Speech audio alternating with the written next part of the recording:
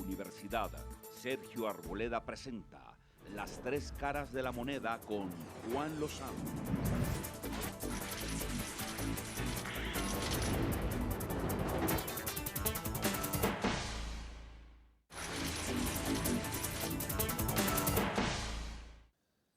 Buenas noches, bienvenidos a Las Tres Caras de la Moneda. Hoy me da mucho gusto poder conversar con María Alejandra Villamizar, que es una periodista súper reconocida en Colombia, directora de Confidencial Colombia y aparte de eso, experta en procesos de paz, y de eso justamente es que vamos a hablar esta noche. Bienvenida, María Alejandra. Juan, muchas gracias y felicitaciones por el programa. Estamos muy contentos con Las Tres Caras de la Moneda. Está muy bien, suena muy raro eso de tres caras de la moneda, pero atrae. Hablemos de tres caras de la moneda en el proceso de paz. Me alegra mucho que tenga tres y no dos, como todo el mundo parece que... Exacto, no hay una única verdad, ni unas dos posibilidades exclusivas de ver la paz. Y yo creo que incluso hasta más de tres, ¿no? Hasta más de tres. ¿Me deja echar una cuña? ¿Hace falta en Blue? Ay, me hace mucha falta a mí también, la verdad. Pero ha sido un proceso muy bonito de haber logrado como entender que había un momento en el que tenía que volver a retomar las riendas de Confidencial y no porque Blue me lo impidiera, porque al contrario fueron siempre muy generosos en que el tiempo de Confidencial pues comenzaba después de que terminaba el programa. Pero bueno, ahí se experimentó la radio y vamos a ver, ahí de pronto nos volvemos a encontrar. La vi ojalá, la vi muy interesada en la visita de Edwy Plenel, ese periodista francés que fue el director de la redacción de Le Monde, que montó el que es tal vez el medio digital más importante de Francia, pero además los vi en una posición militante. Eso no fue ir a oír a un francés que echaba un cuento, es que trajo un manifiesto para que la gente, manifiesto de combate para que la gente pueda estar enterada con libertad. La gente siente que tiene mucha información, pero a veces siente que no le dicen toda la verdad. ¿Cómo va la prensa digital, los medios digitales en Colombia? Juan, yo creo que esto ha ido madurando poco a poco y esto va de la mano con los ciudadanos. Es decir, la interacción de la información en los medios digitales ya no es exclusiva de quienes lo dirigimos, de quienes lo escriben, de quienes lo escribimos, ni de quienes incluso son dueños de los medios, porque al contrario, el manifiesto de Plenel plantea es que esto es una información independiente y democrática. Lo que quiere decir es que el Internet es gratuito, es para todo el alcance de todo el mundo, y eso obliga a que quienes producimos la información a través del Internet sintamos ese mandato, porque ya tenemos al ciudadano involucrado de manera muy directa y permanente en la auditoría, digamos, de esa información.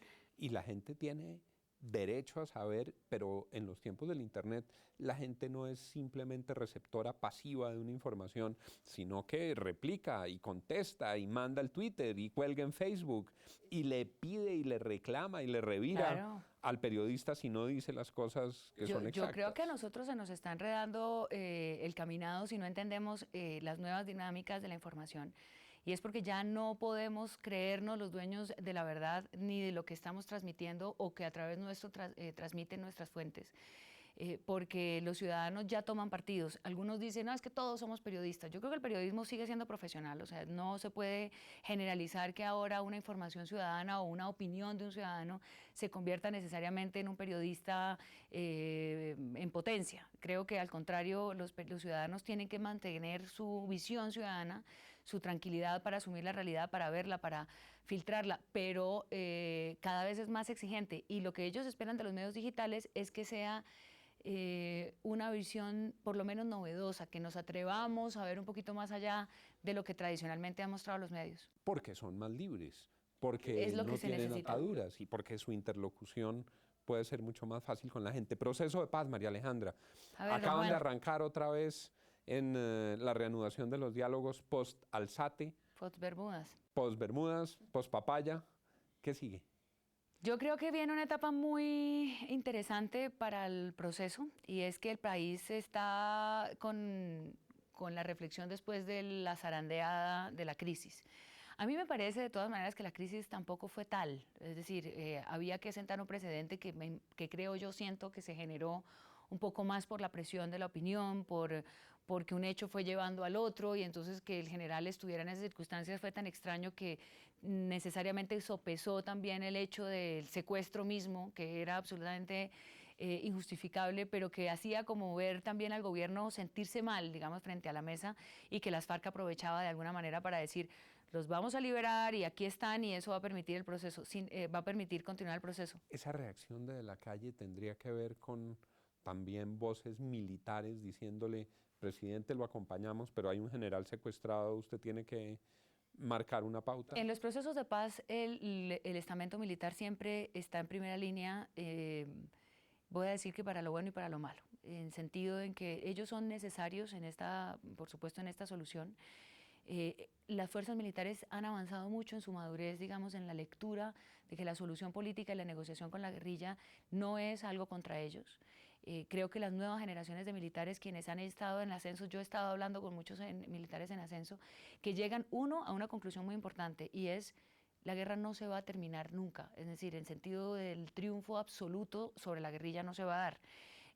Yo creo que después del Caguán y de todo lo que se ganó en inteligencia y en operaciones mucho más a fondo de conocer a la guerrilla, ellos mismos lo dicen, conocimos más al enemigo. Y creo que a partir de conocerlo hay gente dentro de los mismos militares que entienden que la solución al final es del Estado, que es una decisión política.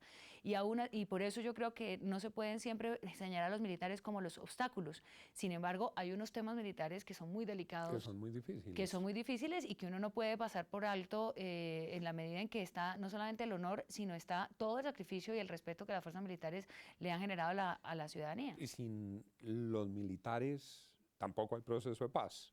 Digamos que no es posible pensar en una paz sostenible. Y nadie lo ha pensado así, Juan. Yo creo que ni siquiera las FARC, que lo han dicho muchas veces diciendo al contrario.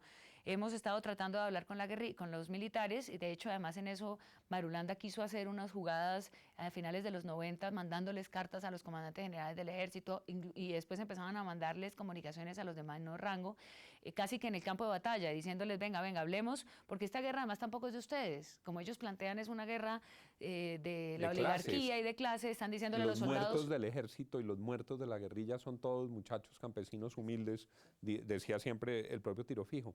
María Alejandra, a mí me llamó la atención cuando vino la crisis de Alzate, la voz general se levantó diciéndole al presidente hay que introducir correctivos en el proceso de paz, pero la voz general no se levantó diciendo acabe mañana con los diálogos. La gente le mandó al presidente una señal de queremos la paz, pero corrija, señor presidente, en unos temas. ¿Cuáles son esos temas? ¿Cuáles son esos ajustes que deben venir en el proceso de La Habana después del episodio del general Alzate? Yo siento que el proceso de La Habana está bien diseñado. Es decir, me parece que al final ese acuerdo general, hay que entender que las dificultades para llegar a un acuerdo general redactado a 4 manos, donde todos opinan sobre la redacción, el punto, el adverbio, el adjetivo, el sustantivo, el verbo, cada cosa es muy pensada, y haber llegado a ese acuerdo general es un punto de partida que al final es digamos como el cofre de oro que tiene el proceso de paz. Sin embargo, yo lo que creo es que la gente expresa en estos momentos de crisis miedo. Los procesos de paz enfrentan a los ciudadanos a un estado emocional que no se sabe si es de indignarse por estar negociando con el malo de la película, si es de emoción de alguna manera desde el punto de vista del dolor, del resentimiento, de lo que ha dejado la guerra, pero al mismo tiempo también de la expectativa y de la ilusión de que esto pueda tener realmente una solución. Estamos acostumbrados a encontrarnos con una pared, a decir esto no se puede, esto es imposible de solucionar. Y yo lo que creo es que el mandato después de la crisis es sigan adelante, pero ya nosotros necesitamos respuestas. Yo no creo que sean como unos correctivos de puntos específicos. Pero sí en algún tema, por ejemplo, no más reclutamiento de menores. Claro, no más minas. Pero es que eso fue como un clamor de la gente. Claro, pero es que hay un punto, Juan, en el acuerdo donde dice la terminación del conflicto. Y en ese tema, porque fíjese lo que pasó, la gente empezó a hablar de desescalamiento del conflicto, que es un término rarísimo, porque de alguna manera vino también de La Habana la idea de que ya hay una comisión para hablar de eso. Claro, la gente identifica paz al estado de no guerra, la gente no identifica paz a que tengan luz, ni agua, ni carreteras. La gente necesita que no haya guerra, que no haya actos contra la población civil y que, por supuesto, ojalá tampoco contra las fuerzas militares. Entonces yo lo que siento es que ese escenario del desescalamiento se introduce y la gente empieza a procesar conceptos. Hay que entender, estos son conceptos muy complicados que a veces a la gente en el común le fastidia que tenga tanta arandela. La gente quiere, señores, entreguen las armas y dejen ya en paz, por favor, el asunto. Y eso tiene un proceso que no tiene que construirse solamente en la mesa. A mí me llama la atención, perdón Juan, para terminar, es que esos elementos se los tiene que dar la sociedad a la mesa y no solamente al gobierno. Yo sé que el gobierno ¿Y representa al cómo se Estado. los da la sociedad a la mesa? Con lo que está, yo creo que con lo que lo que ha generado un poco todo eso. Si usted me dice no más niños, pues hay que tener una respuesta pronta del proceso como tal, sobre los niños. Pero lo que aquí no puede ser es una demanda unilateral porque hay un Estado que aceptó hablar con un interlocutor. Y yo creo que esa es la primera base de esta realidad. O sea, para poner los pies en la tierra tenemos que aceptar que el Estado que nos representa como sociedad decidió sentarse a hablar con la guerrilla y que ahí están unos interlocutores en la mesa. Y yo creo que hay que empezar a pensar cómo va a ser esa decisión que viene de dos partes. María Alejandra Villamizar, con nosotros en las tres caras de la moneda. Se pasa muy rápido el tiempo. ¿Es optimista, María Alejandra? ¿Usted es optimista frente al futuro del proceso? En general, cada vez que hay un proceso de paz, Juan, yo he tratado de elaborar las razones del optimismo. Por un lado viene una indignación. Yo creo que este país no puede estar condenado a no ser capaz de solucionar esto. O sea, me parece que nos hemos acomodado y nos hemos acostumbrado a administrar nuestro presupuesto nacional, nuestras expectativas como sociedad, nuestro desarrollo y nuestro futuro como país, administrando el status quo de la guerra. Y creo que tenemos que romper eso como mandato. Yo no sé exactamente, y a mí la gente me dice, es que usted es Santos, y le dije, no, el tema no es Santos. Yo he apoyado los procesos de paz desde que los conozco y desde que tengo conciencia porque me salí al país a terreno y conocí la guerra. Y a mí me parece que cuando uno la conoce de verdad, pues yo decidí, yo no voy a apostarle a hacer el buitre periodístico que va a llegar a cada muerto que haya esta guerra, sino a entender cuál es el camino de la No más, usted viene de la una solución. zona donde ha sido muy duro el conflicto, muy bravo. Pues uno creció hablando, escuchando hablar a la gente de la violencia de los 50, hablar de los conservadores, de los liberales, de todo lo que pasaba. A mí me sensibilizó, digamos, mi papá, que era un liberal profundo, hablándome siempre de lo que había significado en los Santanderes toda esta violencia. Y me gusta la política, y me gusta pensar que la política sí puede ser capaz de solucionar este tema. No necesariamente porque los guerrilleros tengan claro su proyecto político, porque yo creo que ellos mismos se confundieron con la prolongación de este conflicto en entender cuál es su norte, pero esto lo tenemos que ser capaces de solucionar, porque es que si no, entonces vamos a seguir haciendo una cantidad de tonterías como sociedad que me parece que nos quitan tiempo. Todo eso quiere decir que María Alejandra Villamizar, con esas anotaciones ilustradas, es optimista frente al futuro del proceso de paz. Sí. Sí, yo creo que estamos en un escenario que no nos permite ser muy optimistas, pues, como para darnos pañitos y pensar en angelitos, ¿no? Yo creo que hay que ser optimistas, pero porque hay que ser proactivos. A mí no me gusta quedarme renegando de lo que no funciona, que es un montón de cosas, pero sí me parece que hay una especial, digamos, una generación que tiene que encontrar respuestas y me parece que hay que exigírselas es a quienes las pueden construir, que es al Estado. Me decía alguien el otro día, yo quisiera oír una persona ilustrada, inteligente, que fuera optimista frente al proceso de paz. Por eso hemos invitado hoy a María Alejandra Villamizar. Muchas gracias, María Alejandra. Bueno, Juan, a ustedes por la invitación, gracias. A ustedes, sigan con nosotros. Venimos ahora con el segundo segmento de las tres caras de la moneda después de estos breves mensajes comerciales.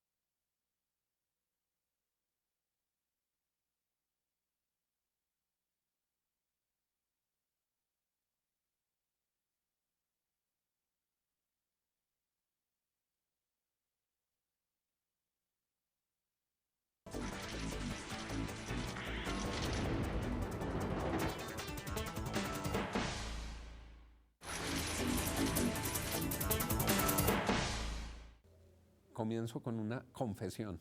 Yo me siento muy honrado de que esté aquí con nosotros nuestra siguiente invitada, porque los colombianos la queremos, la admiramos, hemos visto su lucha, su trabajo y la importancia que tiene para el futuro. La vimos como una de las grandes heroínas de CNN, elegida mundialmente, la hemos visto ganándose los premios de liderazgo, los premios de trabajo social. Es Catalina Escobar, la presidenta de la Juanfe, una de las instituciones más bellas que hay en Colombia, luchando por la niñez, luchando por las causas sociales más importantes. Catalina, Cata, le dicen todos sus amigos, bienvenida. La honrada soy yo de estar aquí contigo, imagínate. Qué dicha que estés aquí en las tres caras de la moneda y que podamos hablar de esta gesta que has emprendido para poder luchar contra esa tragedia que es el embarazo no deseado, el embarazo temprano, el embarazo involuntario de las niñas colombianas. ¿Cómo va ese esfuerzo, Cata? Bueno, nosotros vamos bien en el sentido en que hemos podido visualizar el problema, pero Colombia no va bien. América Latina tampoco va bien. Hubo un estudio reciente que decía que la única región en el mundo que empeoró en embarazo a adolescentes después de África subsahariana es América Latina. De hecho, considerada el embarazo en adolescentes como lo que más perpetúa la pobreza en nuestras naciones. Una niña que queda embarazada a los 12, 13, 14 años sale del sistema educativo en muchos casos y eso luego le impide insertarse en el mercado laboral. Claro, eso es lo que nosotros llamamos las generaciones dormidas, digámoslo así, porque es que son niñas que quedan embarazadas y casi que inmediatamente en un 80% de las veces sale de estudiar. Si una niña sale de estudiar, tiene el grave peligro que al año siguiente no solo vuelve a quedar embarazada, sino se frena sus posibilidades para engancharse posteriormente al mundo productivo. Entonces, a la nación le sale muy costoso, porque además, entre otras cosas, la causa de mortalidad mundial número 1 en edades de 10 a 20 años es el embarazo en adolescentes. Es el embarazo adolescente. Sí. ¿Qué está pasando? ¿Por qué retrocede América Latina? ¿Por qué en Colombia se presenta esta situación? ¿Cuál es el origen de esta tragedia social, Cata? La carencia de las políticas públicas. Yo creo que se ha avanzado un poco. Cristina Plazas, cuando fue alta consejera para la mujer, nos conocimos en esa época, coincidimos mucho en el tema porque es que esto además es un modelo económico, esto no me lo estoy inventando, esto ya viene una evidencia mundial. Y con Cristina, ella pudo sacar un COMPES, lo cual fue maravilloso, y ahorita como directora del Bienestar Familiar ya está trabajando muy fuertemente en eso, pero yo creo que tiene que llevarse a cabo de una manera más contundente. Ese es el hilo conductor más evidente para la pobreza nacional. Es decir, hay una correlación directa entre embarazo en adolescentes y pobreza. Mira, estamos hablando inclusive antes de empezar el programa.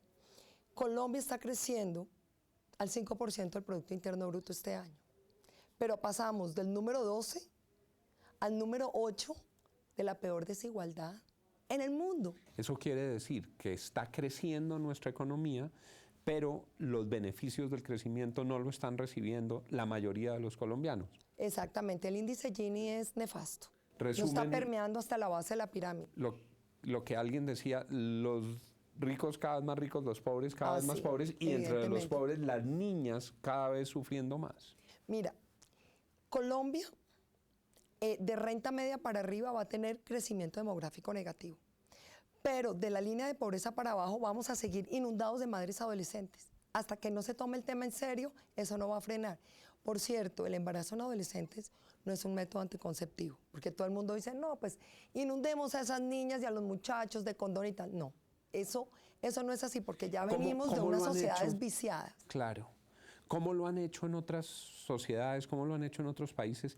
¿Y qué deberíamos hacer en Colombia? Pues mira, han habido o han existido varios modelos. Hay una cosa muy divertida, pero ha resultado en los Estados Unidos. Sí han aumentado el tema de educación sexual y reproductiva.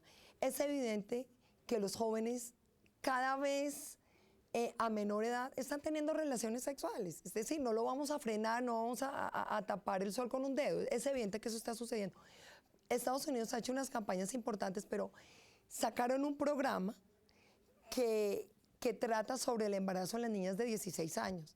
Y el programa es un programa, además que lo ven todos los jóvenes porque es en la franja familiar. Es un programa de televisión. De televisión. Sobre niñas embarazadas a los 10. Que se llama 16 y embarazada. Y es todo lo que se expone una niña cuando queda embarazada a los 16. ¿Y cómo le parece que han habido, y usted sabe que todos los gringos hacen estudios para todo, eso ayuda mucho a que se frene el embarazo en adolescentes. Pero porque se está evidenciando el problema a lo cual las niñas van a ser implicadas, digámoslo así. Pero hay una cosa muy importante en Colombia porque tenemos que hablar con lo que está sucediendo acá. Por años el país ha desatendido una serie de necesidades relevantes e inmediatas. Y es el tema de la mujer y de la niña. No cabe duda que, porque además yo lo sostengo por la evidencia que he leído, cuando una nación progresa es porque sus mujeres progresan. En la medida que tengamos niñas por fuera del sistema educativo, como ya hablamos, en la medida que las niñas no tengan derecho a un debido proceso en caso de ser abusadas sexualmente, porque es que en Colombia, infortunadamente, el 95% de las víctimas no denuncian, solo un 5% lo hacen. Y eso es una tragedia. Y eso es el diario vivir. Porque además, Cata, es intrahogar, ¿no? En muchos casos, en un porcentaje muy alto, 53% de los casos 53%. es miembros de la familia que están ahí. Hay un enorme, digamos, las niñas no denuncian porque tenemos un estado viciado. Ellas no, aunque se conocen las rutas que tienen que ir a poner el denuncio, de ahí pasan al ICBF, de ahí pasan a medicina legal, el vicio es completo en todo el sistema.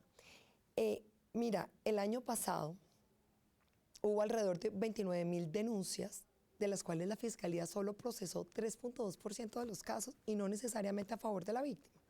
Una tragedia. Estamos haciendo una cantidad de cosas que van en contravía al desarrollo, en contravía al derecho internacional de los niños y de las niñas.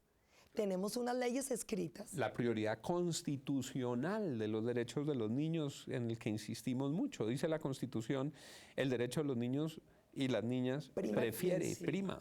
Por encima de cualquier derecho.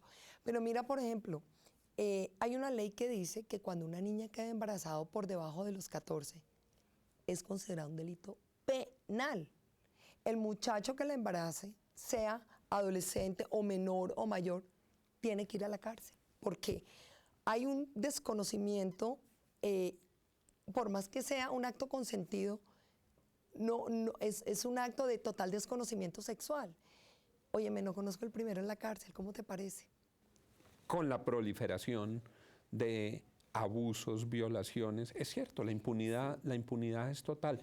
Cata, ¿y la fundación está concentrada en atender casos y en formular políticas públicas en los dos niveles? No, nosotros tenemos dos focos fundamentales identificados, plenamente identificados. El primero, Cartagena tenía la mortalidad infantil más alta de todo el país.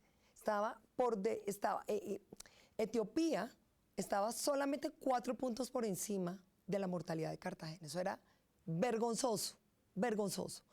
Nosotros tomamos la rienda de eso, sin políticas públicas y mediante unos modelos hechos de una gestión netamente empresarial, logramos disminuir en un 81% en los primeros 7 años de operación. Es espectacular. Bueno, eso es un caso reconocido en el mundo, lo que han hecho ustedes, lo que ha hecho la Juanfe, reduciendo mortalidad en Cartagena. Sí, lo hicimos muy eficientemente. Y eso es administrando, gerenciando, poniéndole alta calidad. Sí, nosotros identificamos el problema enseguida. Es que mira, los números son divinos, los números no te dicen mentiras y cuando tú los interpretas y entras por ahí y te resulta el ensayo, porque tienes que ensayar, métetela ahí los recursos que sean necesarios, pero lo más increíble es que no nos costó más de 600 millones de pesos. Y lograron redimir ese sistema. Sí. ¿Y el otro frente de trabajo? Claro, es que ahí está el tema, digamos, estamos salvando niños, pero esos niños están inmersos en la pobreza porque sus madres están inmersas en la pobreza. ¿Dónde están sus madres? En Cartagena, en el año 2000-2001, el 30% de los embarazos eran en niñas. Y empezamos a ver ensayo-error. Además que yo creo que la manera como lo hemos hecho es rompiendo los ciclos de pobreza. Juan, yo desde los inicios de la Juanfe pude ver, claro que con mucho respeto, los modelos y las iniciativas de las entidades sin ánimo de lucro a nivel nacional e internacional, y no pasaban de ser iniciativas, sin un impacto real, sin que tuviera mayor medición de resultados contra unas cifras y unas estadísticas. Y aquí ustedes se pusieron manos a la obra. Pero en terreno, en campo, con niños de verdad, madres de verdad y soluciones resueltas. Y tanto así que nos demoramos por lo menos 6 años en pulir el modelo. Ya lo estamos empezando a replicar. ¿Y el modelo de qué se trata? El modelo es convertirnos en un ofertante de todas las necesidades que una niña necesita cuando está en situación de riesgo. Yo quiero identificar y contarte lo que es una niña en Colombia, porque yo la tengo que definir, o tengo que definir la situación como, mejor dicho, te lo pongo de la siguiente manera.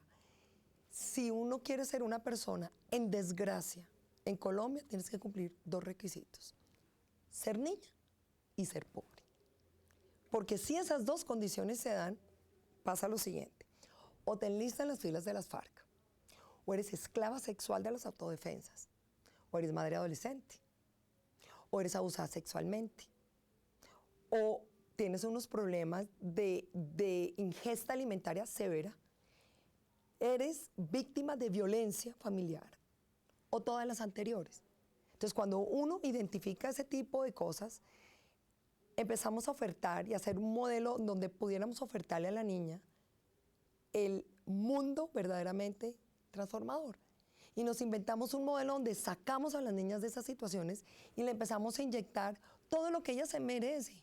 Alta calidad en educación, toda la parte médica en regla. Esto no es de que la niña ya embarazada va a ir donde el ginecólogo y en 3 meses, no, es inmediato con alta calidad. El tema nutricional en orden. Y fuera de eso, toda la parte central de cómo me voy a sentir seguro, un proyecto de vida definido. Y una vez enganchada en esto, es potencializar a la niña a que no se convierta más en víctima, porque no nos gustan las víctimas, sino sean personas radicalmente aportantes al desarrollo de su propia sociedad. Y que recuperen autoestima, ganas de vivir. Cata, ¿cómo puede la gente ayudarte? ¿Cómo se puede contribuir con la tarea de la Juanfe? Bueno, nosotros tenemos una página web que ahí está absolutamente todas las posibilidades, que es juanfe.org. Juanfe.org, la ponemos en el generador de caracteres. Y bueno, yo creo que el país en esto, nosotros tenemos que contribuir a partirlo en 2. Necesitamos que la gente se concientice que el embarazo en adolescentes es un problema de políticas públicas en salud, problema de política social que hay que hacerle frente de manera inmediata. Y claro, en la manera que repliquemos el modelo en las diferentes ciudades y regiones del mundo, porque vamos a empezar con Panamá, pues obviamente el mejor escenario es entrar mucho más fuerte en políticas públicas, que es lo que vamos a intentar hacer. Aquí en Las Tres Caras de la Moneda analizamos los problemas más agobiantes del país, hacemos debates, hablamos de la paz, de la economía, de la reforma tributaria, de San Andrés, pero para nosotros es muy importante encender señales de esperanza y resaltarlas cuando existen, y ese es precisamente el caso de la Juanfe y de Catalina Escobar. Por eso queríamos compartir este testimonio con ustedes y decirles, hay camino, mientras haya gente que trabaja así, que le mete el alma a Colombia, Colombia tiene la posibilidad un día de salir adelante. Cata, muchas gracias por haber estado aquí. Ánimo, adelante, y gracias por lo que está haciendo por nuestro país. Por esta gran entrevista y por este espacio pues, que me das para exponer este tema. Esperamos que sea el primero de muchos. Y a ustedes, de lunes a viernes a las 10 de la noche, aquí en Las Tres Caras de la Moneda, los esperamos. Que tengan todos una feliz noche.